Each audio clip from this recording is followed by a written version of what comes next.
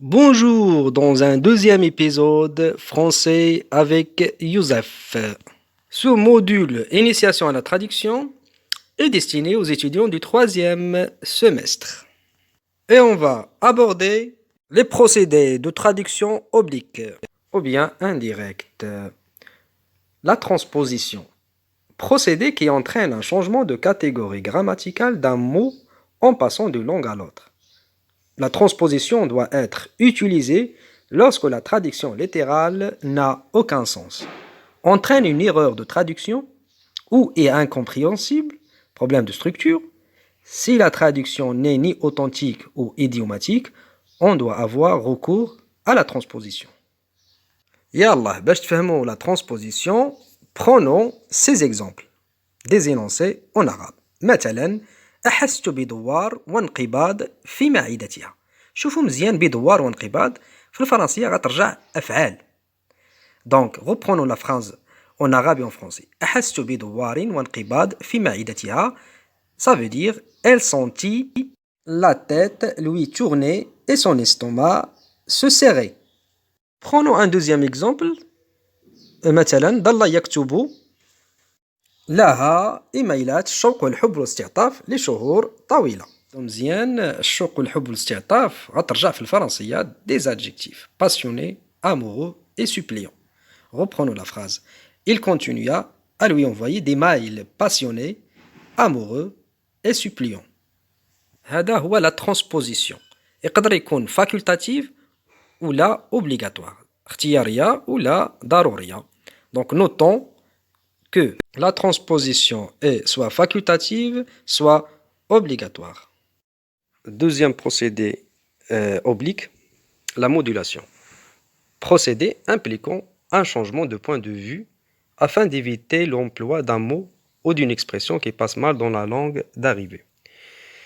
Il permet aussi de tenir compte des différences d'expression entre les deux langues.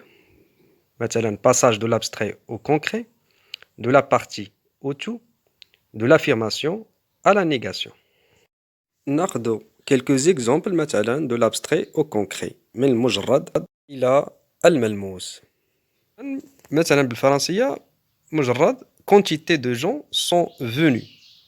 الملموس باللغة العربية جاء أناس كثيرون. Deuxième exemple de la partie au tout من الجزء إلى الكل. شوفوا l'exemple livre de classe الجزء زعما قسم.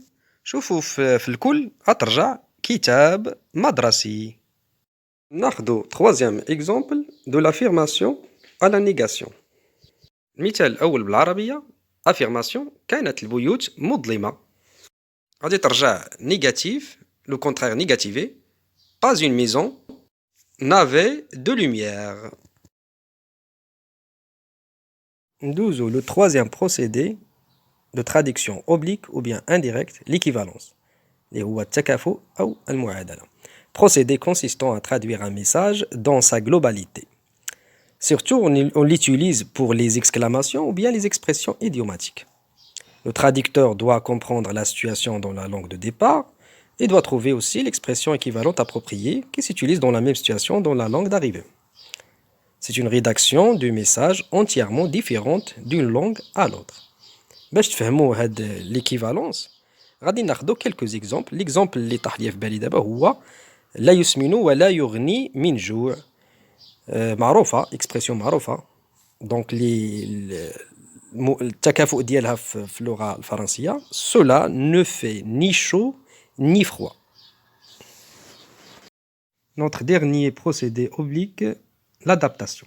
تكييف أو تعديل. Les mots se marient et forment des couples indissociables, l'un entraînant automatiquement l'autre. Le moindre changement risque de provoquer une gêne à la lecture d'un texte traduit, qui manque alors de naturel et d'authenticité. Il faut au contraire profiter de cette dynamique qui relie les mots d'une langue selon des relations privilégiées, toujours identiques. Et باش تفهموا l'adaptation, prenons quelques exemples.